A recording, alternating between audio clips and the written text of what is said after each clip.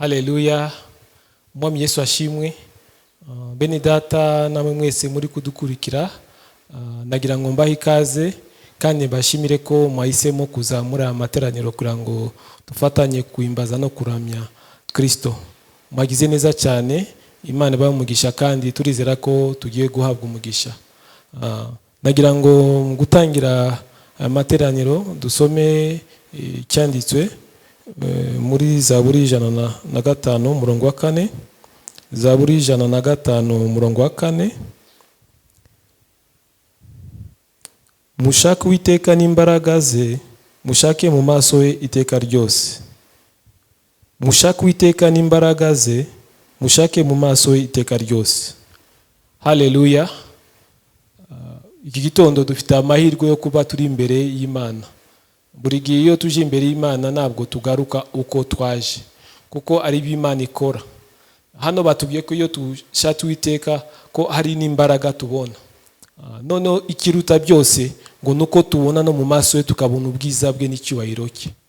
Nagira ngo Imana idufashe mu buzima bwacu wa buri munsi, n'igihe cyose tubishoboye tujye dufata umwanya wo kuba imbere ye, dushake Imana, dushake ubwami bw'Imana, dushake gutabarwa kwayo, dushake iyishyurwa ryayo.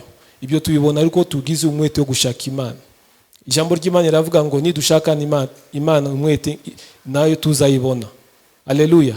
Dufite amahirwe kuba dushobora gushaka Imana ikaza ikatwireka. Mwakoze cyane.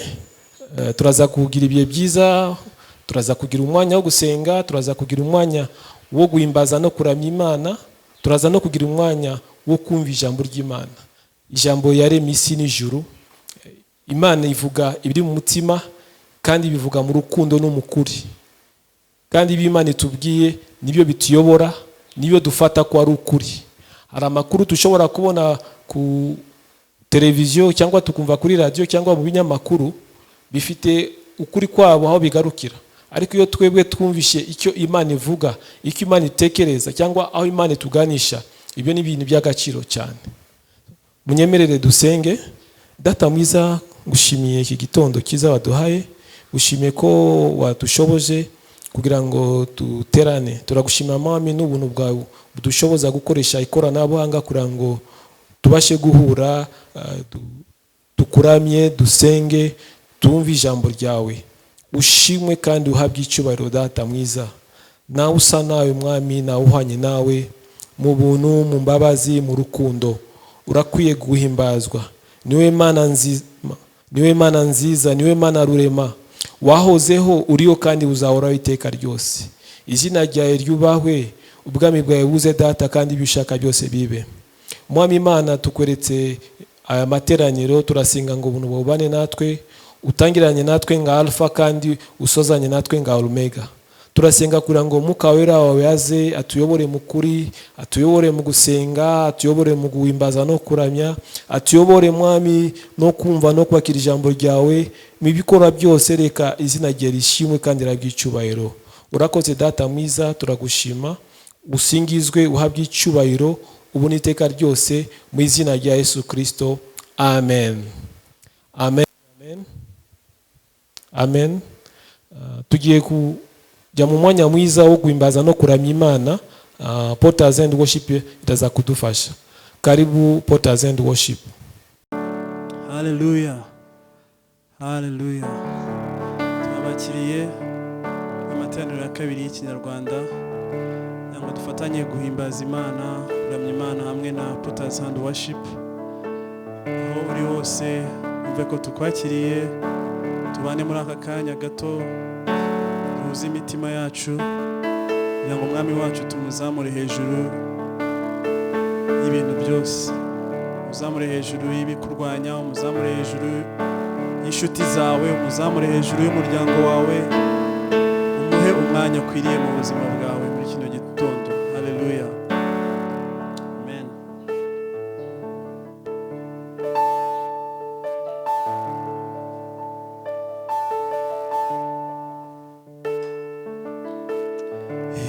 Yamaye kuri yaso imari gota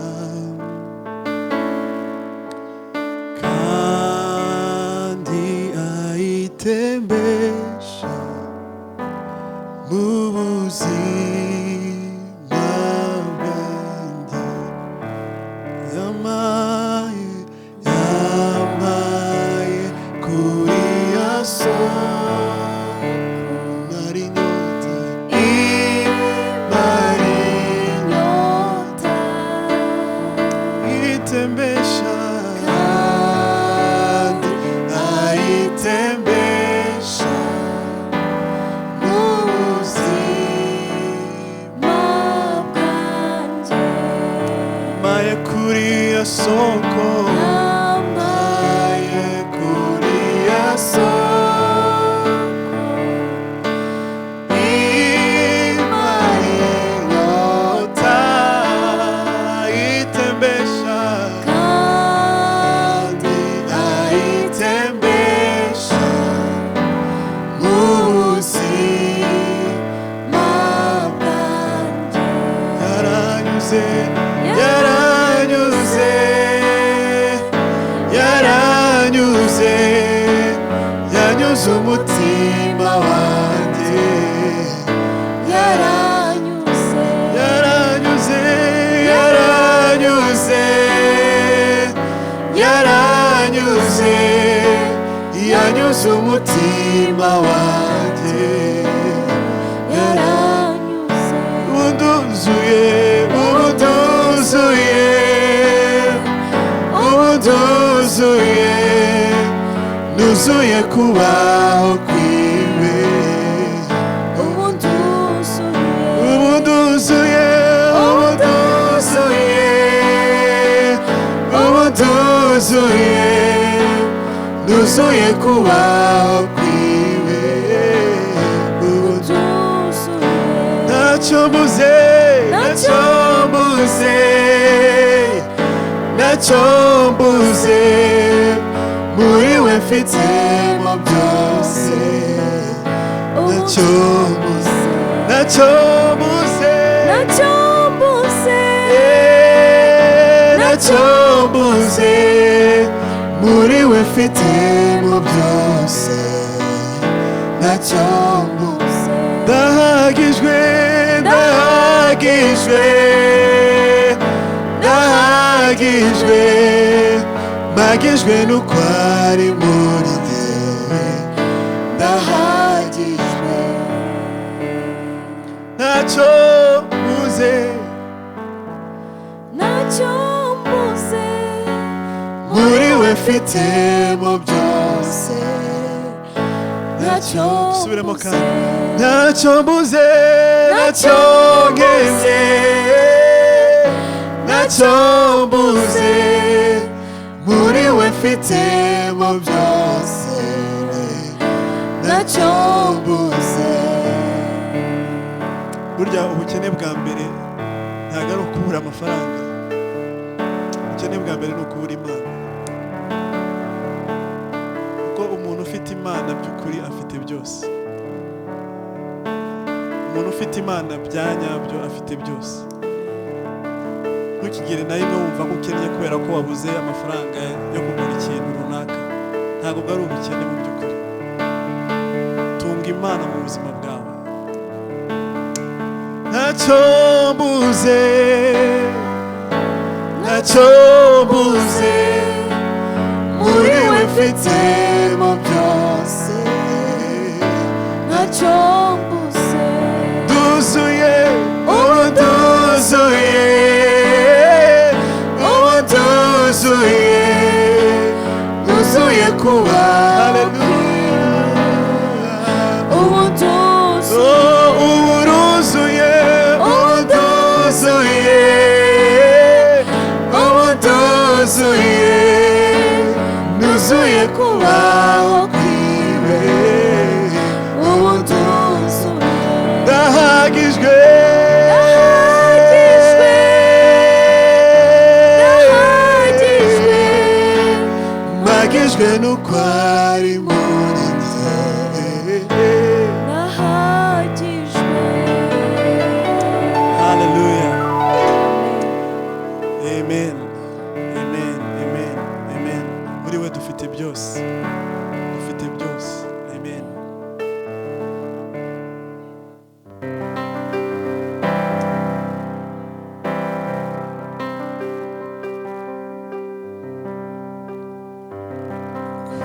umusaraba wawe mwiza niwo amahanga yacunguriwe igorogota wambaye iminyago irone mu maraso yawe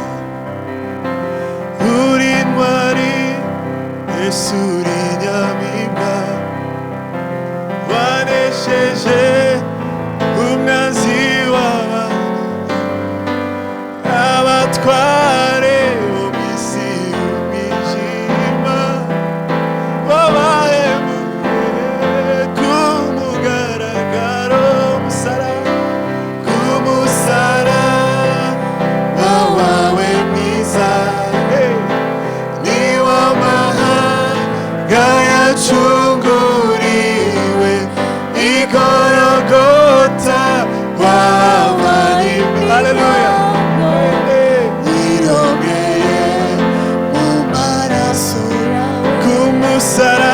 ku musaraba wawe mwiza niwo amahanga yacunguriwe igorogota wavanye iminyago wirongeye mu maraso yawe uri intwari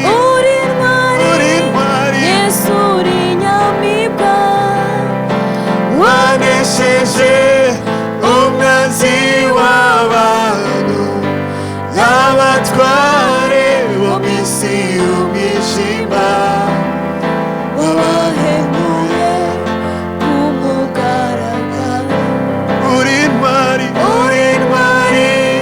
Yesu uri inyamibwa wanesheje umwanzi w'abantu abatware bo mu isi y'umwijima wabahemuye ku mugaragaro habari njema yangu Yesu ndiye Mwokozi wangu habari njema yangu Yesu ndiwe Mwokozi wangu habari njema yangu Yesu ndiye Mwokozi wangu habari njema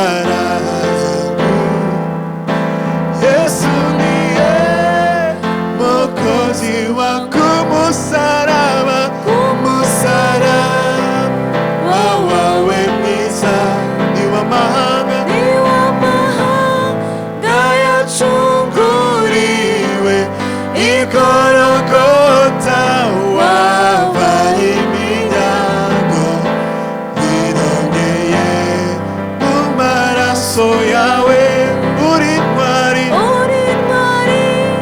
Yesu uri inyamibwa wanesheje umwanzi w'abantu abatware bo mu isi y'umwijima wabahemuye ku mugaragaro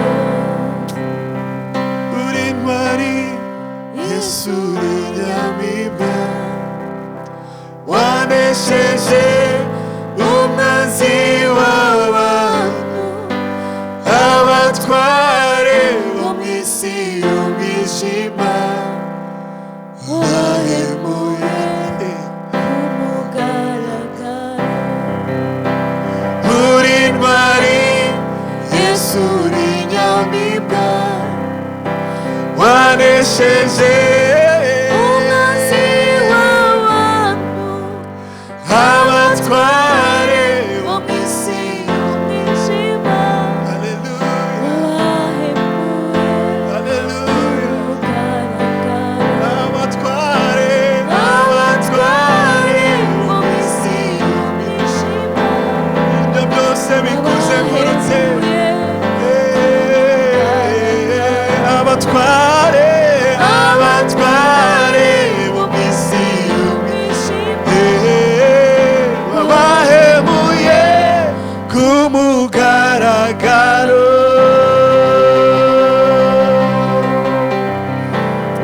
Amen, amen, amen, amen, amen. Abatware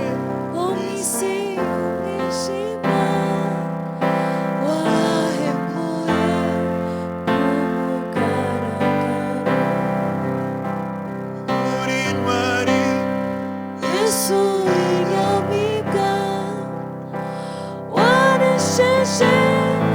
umwanzi w'abantu, abatware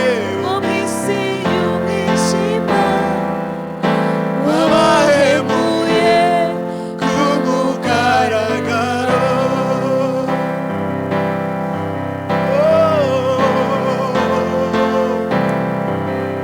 Banesheje umwanzi w'abantu,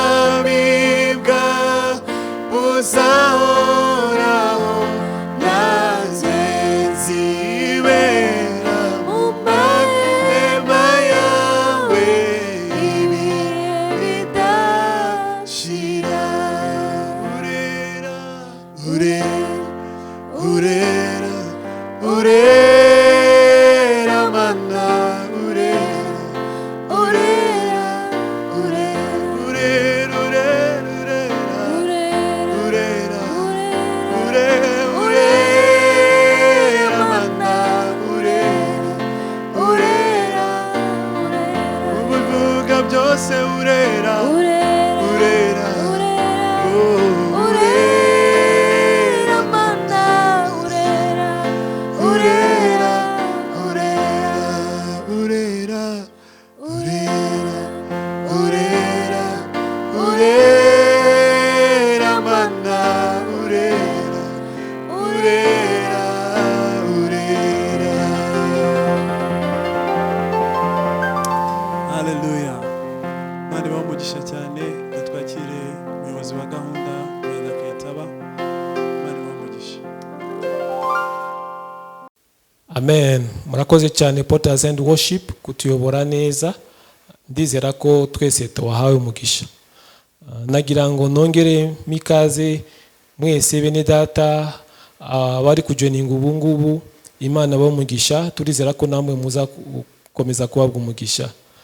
Nagira ngo dufate umwanya wo gusenga, dusenge kugira ngo ubuntu bw'Imana bukomeze kubana natwe, imiryango yacu, igihugu cyacu. Turaza no gufata umwanya wo gusengera ishanga ritaragerwa n'ubutumwa bwiza. Uyu munsi turasengera abitwa aba Arab Oman muri Oman. Nguko tuza kubibona kuri carte, barenze 2,200,000 y'abantu, kandi bose ni abisilamu, ntago baragerwa n'ubutumwa bwiza. Turaza kubasengera kugira ngo umucyo w'ubutumwa bwiza wa Kristo bamurikire, nabo bazagire amahirwe yo kumva ubutumwa bwiza biyane bizere. Data mwiza, tugushimiye umwanya uduhaye, tugushimiye kuko ari wowe byose kuri twebwe.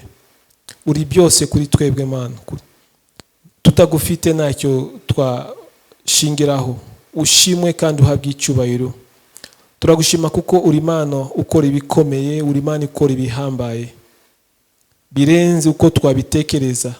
Ushimwe kandi uhabwe icyubahiro. Data mwiza, turasenga ngo ubuntu bwawe bukomeze kubana natwe. Turasengera itorero ryacu Porters and Ministry, turasenga kugira ngo ubuntu bwawe bukomeze kubana natwe, ukomeze kutuyobora. Turasengera abashumba bacu, turasenga Mwami kugira ngo ubuntu bwawe, ubwenge bwawe, amavuta yawe, imbaraga zawe bikomeze kubana nabo. Turasengera abayobozi bacu bose, turasengera bene data bose muri Porters and Mwami, abari hano mu gihugu n'abari hanze y'u Rwanda, aho ari hose Mana, reka ubuntu bwawe bukomeze kubana nabo. Turasengera kandi n'inshuti zacu n'abandi bose Mwami bari kudukurikira, reka ubuntu bwawe bukomeze kubana nabo n'imiryango yabo Mana, ukomeze kubarinda no kubagira neza. Turasenga ngo ubuntu bwawe bukomeze kubana natwe imiryango yacu, uduhe ubuntu bwo kugira umwanya wo gusenga, wo gusoma ijambo ryawe, yo gutanga ubuhamya, yo guhamiriza ibikorwa bikomeye wadukoreye mu izina rya Yesu Kristo. Mwami, turasenga ngo ubuntu bwawe bukomeze kubana natwe, ukomeze kutuyobora no kuyobora intambwe zacu. Mwami, turasenga ngo impano zose washyize mu buzima bwacu zikangurwe kandi zikoreshe ku bw'icyubahiro cyawe mu izina rya Yesu Kristo. Data, ukomeze kutuyobora, uyobore Mwami inzira zacu, utuyobore mu mugambi wawe, kandi uduhe gushira amanga no gukomera mu buntu bwawe. Mwami, turasenga ngo ukomeze kudukoresha mu kwamamaza ubutumwa bwiza, uduhe gushira amanga kugira ngo tubwirize ubutumwa bwiza. Turasenga igihugu cyacu cy'u Rwanda, turasenga kugira ngo Mwami amahoro yawe n'ubuntu bwawe bikomeze kuba byinshi mu izina rya Yesu. Turasengera Mwami ubuyobozi bw'igihugu cyacu, turasenga kugira ngo Mwami ubahe ubwenge, ubuntu, kandi ubashoboze Mwami mu izina rya Yesu Kristo. Turasenga umugisha ku gihugu cyacu cy'u Rwanda, ukomeze kuyobora igihugu mu bushake bwawe, mu migambi yawe Mana mu izina rya Yesu Kristo. Turasengera abanyarwanda kugira ngo Mwami ukomeze kubigaragaza. Ejuru ya byose turabasengera kugira ngo bakizwe bakumenye mu izina rya Yesu Kristo. Turasengera itorero rya Kristo mu Rwanda kugira ngo Mwami nayo ririndwe nawe. Turasengera abayobozi kugira ngo bahe ubuntu n'ubwenge, kugira ngo bashumbe neza itorero ryawe. Mwami ukomeze kwigaragaza muri byose. Data mwiza, aka kanya turazamura imbere y'intebe yawe aba Arab Oman muri Oman.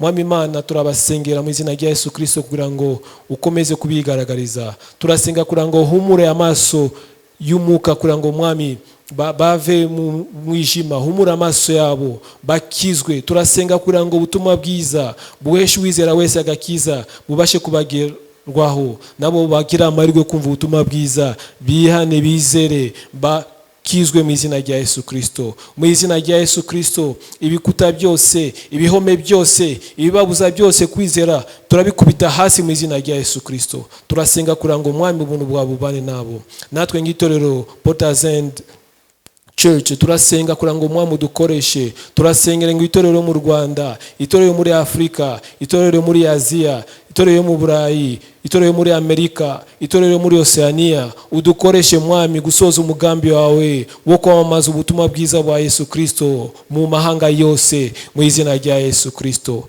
Mwami urakoze kuko urizerwa. Turagushima kuko uri Imana ukora ibikomeye. Turagushima kuko uri Imana ibasha gukiza. Turagushima kuko uri Imana ikora ibitangaza. Ushimwe kandi uhabwe icyubahiro Mwami Imana. Mwami Imana, turakwereka n'umwanya tugiye kujyamo kumva ubutumwa bwiza, ijambo ryawe. Turagushima kuko ijambo ryawe rizana ubuzima, rizana ibyiringiro. Turasenga kugira ngo ubuntu bwawe bubane natwe Mwami. Turasenga ngo imitima yacu ikinguke kugira ngo tubashe kwakira ibyo waduteguriye mu izina rya Yesu Kristo. Turakira ijambo rizima, rizana ibyiringiro, rizana gukomera, rizana kwizera, ritwongeramo imbaraga mu izina rya Yesu Kristo.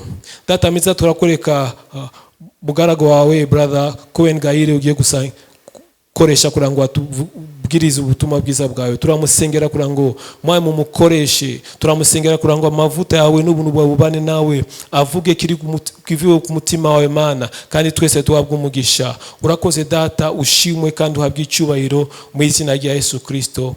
Amen. Amen. Tugeze mu mwanya mwiza, nko nabivuze tugiye kwakira brother Cohen Gahire niyo uza kudusangiza ijambo ry'Imana. Karibu brother Cohen. Yesu ashimwe cyane. Bene data, mwaramutse neza.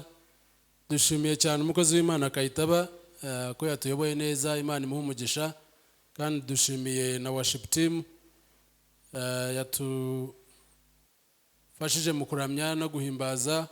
Imana ibahe umugisha. Mwakoze cyane.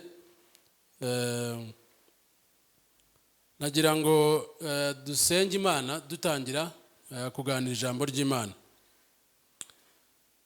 Uwiteka Mana yacu, turagushimiye kubw'uyu munsi, tugushimiye ubuntu bwawe n'imbabazi zawe n'urukundo rwawe no kugira neza kwawe. Tugushimiye ko uri Imana nziza, tugushimiye ko uri Imana yadukunze kera tutakuzi, uduha no kukumenya. Ushimwe, uhimbazwe, uhabwe icyubahiro. Icyo gitondo cya none tuganira ijambo ryawe. Ijambo ryawe ravuga ngo kwinjira kw'ijambo ryawe bizana umucyo kandi bigatanga kumenya, gusobanukirwa. Ndasenga kugira ngo Mana tuganira ijambo ryawe ngo duhe umucyo. Ijambo ryawe rizana umucyo mu buzima bwacu, mu mitwe, mu bitekerezo, mu marangamutima, mu mitima yacu. Turasenga ngo umucyo wawe umurike. Turasenga ngo uduhe gusobanukirwa, kandi ntituba bumva gusa nk'uko ijambo ryawe rivuga, ahubwo tube abarikora. Ndagusaba kugira ngo nitumara kumva ijambo ryawe uduhe kurishyira mu bikorwa, kugira ngo izina ryawe rihabwe icyubahiro. Turagushimiye, turaguhimbaje, tuguhaye icyubahiro mu izina rya Kristo Umwami wacu. Amen. Yesu ashimwe. Imana ibahe umugisha. Tudatinze, umutwe w'amagambo dushaka kuganiraho uravuga ngo mu Cyongereza ngo don't worry, be expectant. Mu Kinyarwanda ngenekeranyije ubwo ni ukuvuga ngo ntiwiganyire, ahubwo hora ufite amatsiko, ugire kwiringira. Ngira ngo ni gutyo mu Kinyarwanda. Murabona ibintu byo kwiganyira, ibintu byo kwiganyira ni ibintu bya Satani. Kwiganyira sinzi iryo jambo niba risobanutse neza, ariko ngira ngo buri uko turushaho kuganira turagenda turimenya. Ariko umuntu wiganyira ni umuntu uba udatuje, ugahora ufite impunge, nta nubwo ari impungenge, birenze kugira impungenge, ugahora uraho mu mutwe wawe ukaba utekereza utungiye gupfa wenda, cyangwa se nzabona akazi, cyangwa ugahora mbese uraho wiganyira. Ni ukwiganyira mu Bibiliya n'Ikinyarwanda niko bivuga. Kwiganyira rero ntabwo ari iby'Imana, kwiganira ni ibya Satani. Na Yesu igihe yavugaga cyanditswe tugiye gusoma, wenda reka tugisome bariho duhera, Matayo ibice 6 umurongo wa 25. Umutwe w'amagambo uravuga ngo kutabunza imitima. Ngo reka mbabwire rero ko kubyerekeye ubuzima, ntimukabunze imitima mwibaza icyo muzarya cyangwa icyo muzanywa cyangwa icyo muzambara. Mbese ubuzima ntiburuta ibyo kurya, n'umubiri ukaruta imyambaro. Nimurebe inyoni, ntizibiba, ntizisarura, ntizihunika, nyamara So wo mu ijuru arazigaburira. Mbese ntimuzirusha agaciro cyane? Ninde muri mwe wakongera nibura akanya na gato ku gihe azamara? Ninde wakongera akanya na gato ku gihe azamara? Nyumvira uwo murongo, kubera ko yabungije umutima. Nidushaka turekeraho. Ninde wakongera akanya gatoya ku gihe azamara, ukongeraho wenda iminsi 3 cyangwa umunsi umwe? Ninde wakongera umunsi umwe ku buzima bwe? Kuko abanyarwanda baravuga ngo umuntu amenya iminsi amaze ntamenye yashigaje. Iyo babajije umuntu, iyo bakubajije bati ufite imyaka ingahe, urayivuga ukavuga n'itariki wavutseho. Ariko wakubaza ngo ushigaje imyaka ingahe, nta wayivuga. Imana niyizi iminsi, imyaka umuntu azamara ku isi. Yesu rero aravuga ahangaha ati ninde muri mwebwe ushobora kugira akantu yiyongeraho kubera kubunza umutima cyangwa guhangayika cyangwa kwiganyira? Ese ushobora kwiganyira ibibazo byawe bigakemuka? No kwiganyira ahubwo bizana ibibazo. Abantu benshi bagira indwara za pressure, za depression, za kubera iki? Kubera kwiganyira, kubera kubunza imitima, kubera kudatuza. Buriya ntekereza ko uyu mugabo witwa Matayo n'impamvu yanditse aba bagabo bagiye bandika ibitabo bya Gospels uko ari 4, Matayo, Mariko, Luka na Yohana. Ibyo bitabo buriya aba scholars abiga Bibiliya niko njya numva bavuga ko buri igitabo cya Matayo yacyanditse akenshi yagiye yibanda ku byo Yesu yavuze, mu gihe hari abandi nka Luka na Mariko akenshi banditse ku bintu Yesu yakoze. Matayo yibanda ku byo yavuze. Yohana we yibanze cyane cyane kuwo Yesu yari we, uwo Yesu yari muntu ki. Hanyuma rero Matayo azana ibingibi cyane cyane ibintu yandikiye burya cyane. Igitabo cya Matayo yandikiraga cyane cyane abakristo bakiri batoya batarakura mu mwuka. Kubunza imitima rero no guhangayika no kwiganyira ubundi ni by'abakristo bakiri bato. Umukristo umaze kuba macyuwa w'umugabo urya inyama, ubwo murumva ibyo mvuga, ntabwo ahangayika kuko azi icyo gukora mu gihe Satani ashaka kumuteza guhangayika cyangwa kwiganyira. Abo dufataho urugero bose muri Bibiliya bagiye bahura n'ibibazo, ariko ugasanga umuntu afashe icyemezo aravuze ati bugewe ngiye gusenga. Nicyo kintu cya mbere. Yesu rero ahangaha aratubwira ati ntimukiganyire ngo muzarya iki, muzambara iki, abana baziga bate, minerivare, arabo tujya duhura ukumva umuntu aravuga ngo amashuri yarahenze, abandi bakavuga ngo u Rwanda rurahenda, abandi bakavuga ngo ariko ubu ngubu tuziga, abana bacu baziga bate, abandi bakavuga ngo ariko ubu nzabona akazi. Ugahora utekereza ibyo bintu ngo ariko ubu nzabona akazi. Kubitekerezaho rero ugahangayika si byo bituma ubona ako kazi, ahubwo bigutera ibibazo. Yesu rero aratubwira ati wihangayikira iby'ubuzima kuko So wo mu ijuru azi ko bikwiye. iso wo mu ijuru azi ko ukwiye ibyo bintu byose. hari abo nigeze kubwira nti ariko hari n'abahangayikira urushako bakiganyira kavuga ariko ubu nzashaka, ariko nta hantu byanditse ko utazigera ushaka. Muri Bibiliya hari ahantu handitse ngo wowe runaka ntabwo uzigera ushaka.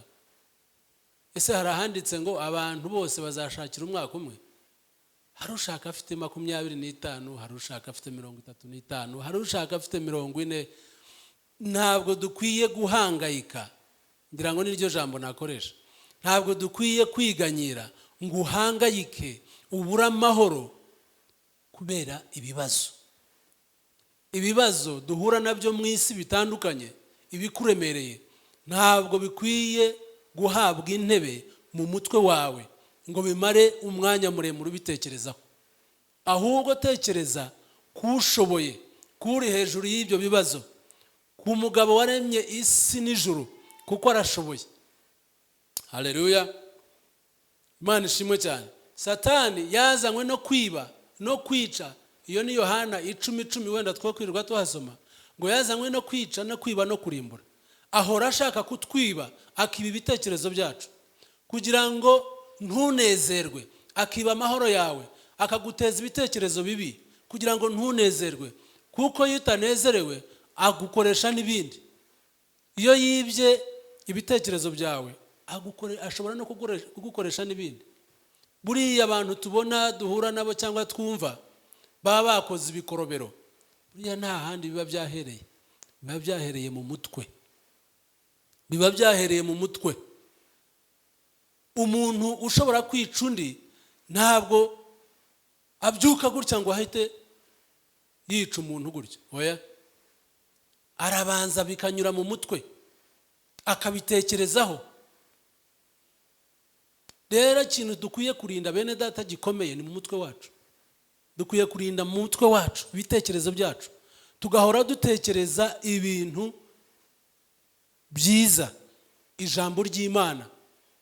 Ahubwo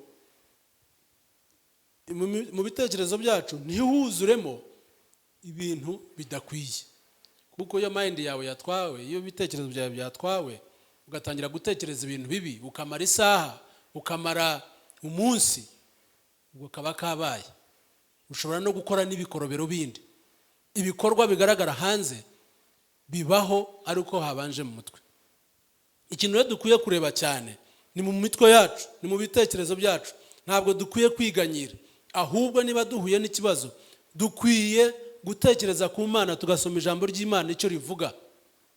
Ntabwo ijambo ry'Imana rivuga ngo runaka wowe ntuzabona akazi, ntabwo rivuga ngo wowe ntuzabyara, ntabwo rivuga ngo wowe ntabwo uzatera imbere. Hari abantu ugasanga no mu kanwa, umunwa nawe arawukoresheje, ururimi rwawe ukarukoresha nabi.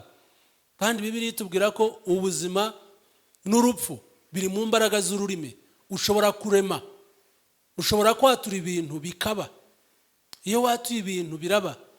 Aho kugira ngo utangire uvuga ngo jewe sinzatera imbere, ngo ni wacu nuko, oya, ntaho byanditse. Ese byatangiriye kuri wowe? Niba bene wanyu batarateye imbere, vuga uti noneho bitangirire kuri jewe. Noneho jewe ndi icyaremwe gishya. Imana ishimwe cyane. Reka dusome ikindi cyanditswe kiri mu Bafilipi 4:6. Haravuga ngo ahubwo, umurongo wa 6, ngo ntimukagire ikibahagarika umutima, ahubwo igihe cyose mumenyesha Imana ibyo mukeneye, muyisaba, muyinginga kandi muyishimira. Ntihakagire ikibahagarika umutima, igituma muhagarika umutima, ahubwo igihe cyose mumenyesha Imana ibyo mukeneye, muyisaba, muyinginga kandi muyishimira. Nihagira ibiguhangayikisha, step ya mbere ukwiye gukora ni ugusenga. Kandi gusenga, umva iyo dusenze uko bigenda. Reka dusome umurongo wa 7. bityo ubwo nukora biriya biri hejuru mbese Paulo yandika umurongo wa 6 kavuga ngo ntimukagire ikibahagarika umutima ahubwo igihe cyose mumenyesha Imana ibyo mukeneye muyisaba muyinginga kandi muyishimira. Umva umurongo wa 7 ngo bityo amahoro y'Imana asumba kure ubwenge bw'umuntu arindira imitima yanyu n'ibitekerezo byanyu muri Kristo Yesu. Iyo ni Bibiliya y'ijambo ry'Imana. Bibiliya yera ikavuga ngo nuko amahoro y'Imana, wo n'umurongo wa 7, nuko amahoro y'Imana ahebuje rwose ayo umuntu yamenya azarindira imitima yanyu n'ibyo mwibwira muri Kristo Yesu. Amen. Iyo duteye intambwe tugasenga, iyo uri mu bibazo ugatera intambwe ugasenga, ikintu cya mbere ubona ni amahoro. Ni ukuvuga ngo rero niba ufite ikibazo runaka, ikibazo icyo ari cyo cyose, wihangayika, wigifokasingaho, wikirebaho cyane, ahubwo reba kushoboye icyo kibazo. Uhungire ku Uwiteka, kuko ijambo ryiravuga ngo Uwiteka ni ubuhungiro bwanjye. Ariko wowe no mu gisirikare, natwe reka turi abasirikare, turi ingabo za Yesu, amasasu yavuga ugasigara uhagaze. Ubundi baravuga ngo niba isasu rivuze take cover, ryama hasi. Mu gisirikare niba isasu rivuze take cover, bunda, kugira ngo umenye aho isasu rituruka. Urasa ararasira he, mu burasirazuba, mu burengerazuba, kugira ngo umenye next step. Na hano rero nuko niba Satani arasa imyambi, take cover in the word, go to pray. Ikintu cya mbere ukora ni ugusenga Imana, kuko ikintu cya mbere ukeneye kurusha ibindi ni amahoro. Ni amahoro. Iyo udafite amahoro wakora n'ibindi bibi, ariko iyo ufite amahoro ubwo nyine ushobora gutekereza n'ibindi kandi ugatekereza neza. Ikintu cya mbere tugomba gukora niba turi mu bibazo ni ugusenga. Icya kabiri ni muri mind yacu, nabivuze, ni ugutekereza neza, kuko iyo usenze ugira amahoro. Ariko ikindi, aho kugira ngo uhore utekereza icyo kibazo, ahubwo wajya mu ijambo ry'Imana ugasoma ijambo ry'Imana, akaba ari ryo utekerezaho. Kuko Satani aba ashaka kwiba ibitekerezo nk'uko nabivuze, ngo atume utekereza ibintu bibi umunsi wire. Ariko shaka indirimbo y'Imana byibuze. Niba no gusoma ijambo ry'Imana byakugoye, shaka indirimbo y'Imana uyishyireho, uyiririmbe. Icya kabiri, koresha akanwa kawe. Cya gatatu, koresha akanwa kawe, umunwa wawe watura ibintu byiza, ntiwatura ibintu bibi. Mwirinde kuvuga ibintu bibi, kuko ururimi rwacu rurarema. Hari abantu bahora bashaka kwatura ibintu bibi kandi ntabwo ari byiza. Umuntu akavuga ati ndarwaye kandi atarwaye. Uzi ko wisuriza indwara, uzi ko ubuhamagara indwara. Ati umutwe urandya, aturambabaza, kandi nyamara nta mutwe afite abeshya, wenda hari izindi mpamvu. Ati umugongo urambabaza, aturandya, kandi wenda atari byo. Ariko umenye ko ibyo watuje akanwa kawe biraba. Ndetse no gukizwa, muribuka ko dukizwa twatuze akanwa kacu, tukizeza umutima, tukabarwaho gukiranuka, tugahera ko tugakizwa. Uratura akanwa kacu rero tugakoresha neza, twatura amagambo meza, tuvuga ijambo ry'Imana. Nuko ijambo ry'Imana ravuga ngo nzi ibyo nibwira kubagirira ni byiza, ntabwo ari bibi. Kandi Imana, ijambo ryayo nanone rikavuga ngo Imana si umuntu ngo ibeshye, si n'umwana w'umuntu ngo yivuguruze. Ese ibyo yavuze ntizabikora? Ibyo yasezeranyije ntizabisohoza? None se niba itabeshya ikaba yaravuze ngo nzi ibyo nibwira kukugirira ni byiza si bibi, ubu ngubu uzi ko ese wari ubizi ko ibyo bintu urimo kunyuramo ari sezo? Ni ka season gatoya, ni season ntoya. Niba wabyibukaga ukibuka ko utagiye kunyura muri, ntabwo ugiye guhora muri ibyo imyaka 100. Ushatse rero ntabwo wahangayika, ahubwo ushatse washyiraho indirimbo ukabyina. Ukabyina muri saro yawe, ukabyina mu cyumba cyawe, ukabyina, kuko nubwo wahangayika ntabwo ari byo bigiye kubihindura.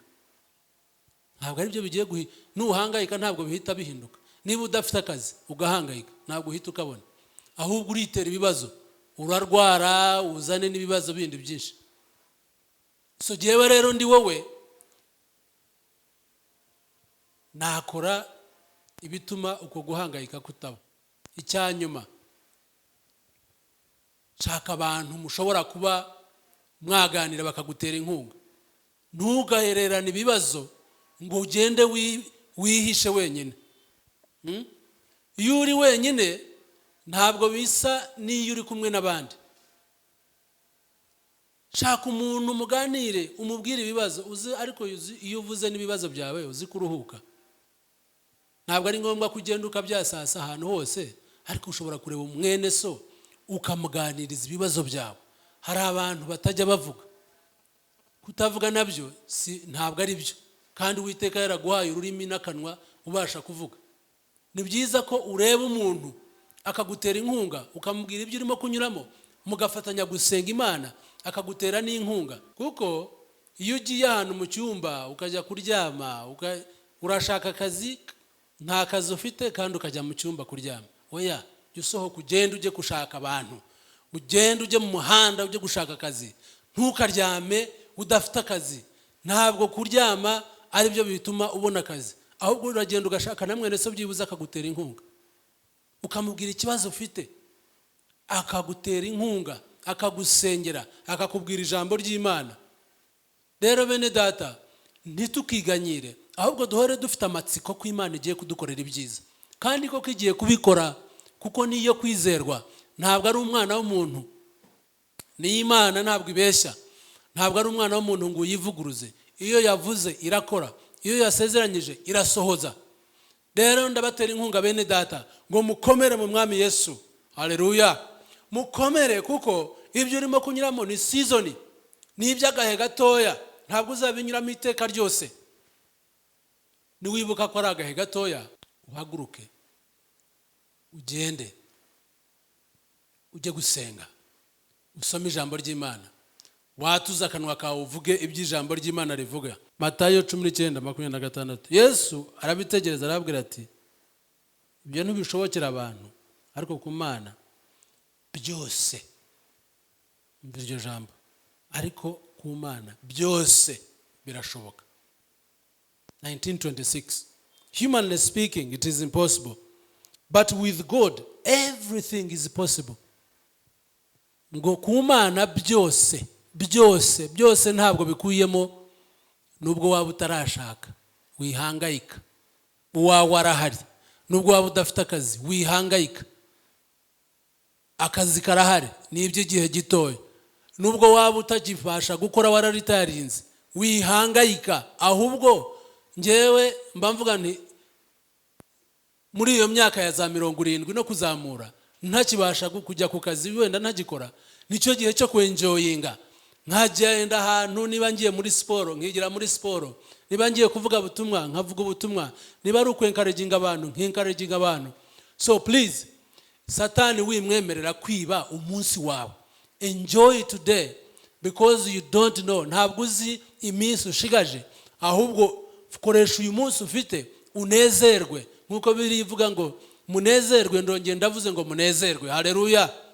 Nimwiganyire, nimuhangayike, wihangayika, ahubwo komeza wumva Uwiteka agiye gukora ibyiza, kuko niko yavuze. Kuko yaravuze ngo azi ibyo yibwira kutugirira n'ibyiza, ntabwo ari bibi.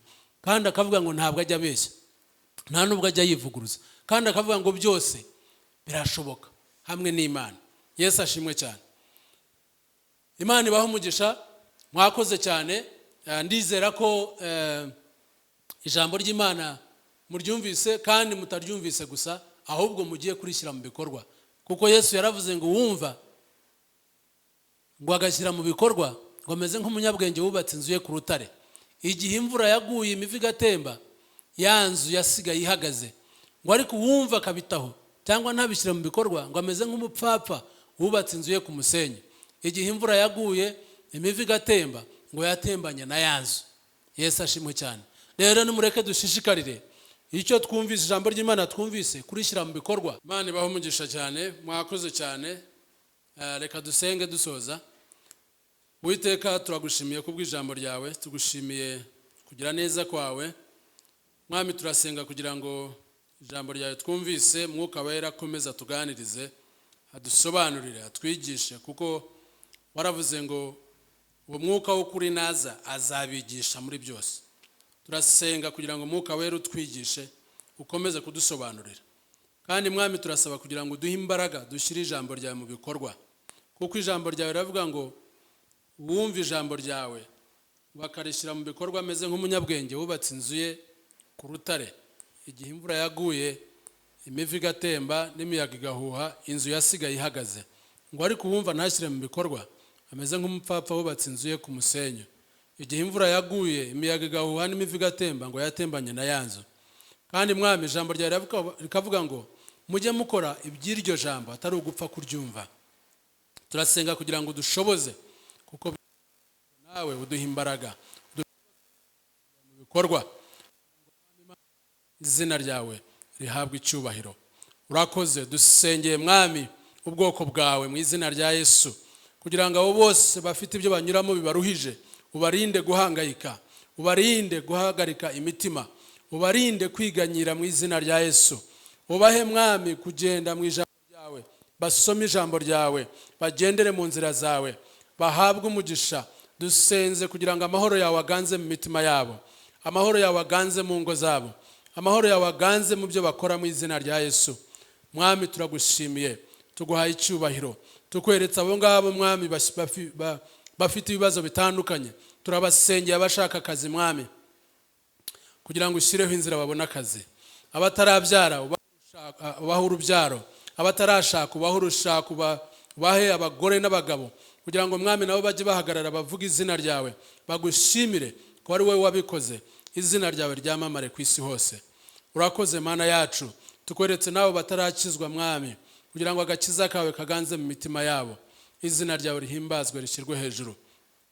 Urakoze Mana yacu, turagushimiye, tuguhaye icyubahiro. Ntabwo twareka gusengera mwami igihugu cyacu, kugira ngo mwami umugisha wawe ukomeze kuba mu gihugu cyacu, kandi n'abayobozi b'igihugu ukomeze kubana nabo, amahoro yawe aganze mu mitima yabo no mu ngo zabo, ukomeze kubaha ubwenge mwami, kugira ngo imirimo yose bakora, imyanzuro yose bafata imyanzuro myiza ibereye abaturarwanda n'abanyarwanda bose muri rusange.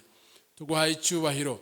Abayobozi mu nzego zitandukanye turabakweretse, kuko ijambo ryawe riravuga ngo tujye tubasabira, ngo tubasengere, ngo tubingingire.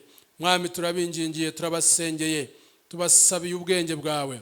Abayobozi Mana mu itorero tubasabiye ubwenge bwawe, abayobozi muri politike, abayobozi mu bucuruzi, abayobozi bo mu nzego z'umutekano, bose turabakweretse mwami. Abayobozi mu nzego z'ubucamanza no mu nteko zombi, bose turabakweretse mu izina rya Yesu Kristo. Dusengeye mu izina rya Yesu Kristo ubuyobozi bwose bw'iki gihugu, ndetse mwami tukweretse na Perezida wa Repubulika na First Lady bose, ngo ubane nabo, ubarinde, ubakomeze, ubakomeze kubaha amahoro mu mitima yabo ndetse no mu ngo zabo, kandi ubaha ubwenge kugira ngo ibyo bakora byose mwami bakore byiza kandi bishimwa nawe, kugira ngo izina ryawe rihabwe icyubahiro. Ubane n'abera bose, abarwayi bakize, abashonje bagaburire, abafite inyota ubahe icyo kunywa, abarengano barenganure, abari mu manza ucize itabera, kuko ari wowe mucamanza utabera. Urakoze Mana yacu, turagushimiye, tuguhaye icyubahiro, tuguhaye ishimwe n'ikuzo mu izina rya Kristo umwami wacu, amen. Imana ibahe umugisha, mwakoze cyane, mugire icyumweru cyiza. Amen. Urakoze cyane Brother Cohen kudusangiza ijambo ry'Imana, ijambo ryuzuye ibyiringiro, ririmo kwizera, ritera imbaraga kugira ngo twizere Imana, kandi twibutsa ko Imana idufitiye byinshi byiza. Imana iguhe umugisha cyane, ndizera ko twese tuhabwa umugisha. Nagira ngo tujye mu mwanya wo gutanga amatangazo ubwo tugiye gusoza amateraniro yacu uyu munsi. Itangazo rya mbere, turashima Imana ikomeje kubana natwe, nkuko mujya mubibona Port Azil iri komeza kubaka. Turashima Imana kuko yaduhaye ahantu ho kubaka ari i Masaka, kandi biri kugenda neza. Kandi turashimira Imana ku bantu bose bamaze kwitanga mu buryo butandukanye kugira ngo bashigikire urimo kubaka urusengero. Turasenga kugira ngo umugisha w'Imana ikomeze kubana namwe mwese n'imiryango yanyu, kandi Imana ikomeze kuba ubuntu budasanzwe.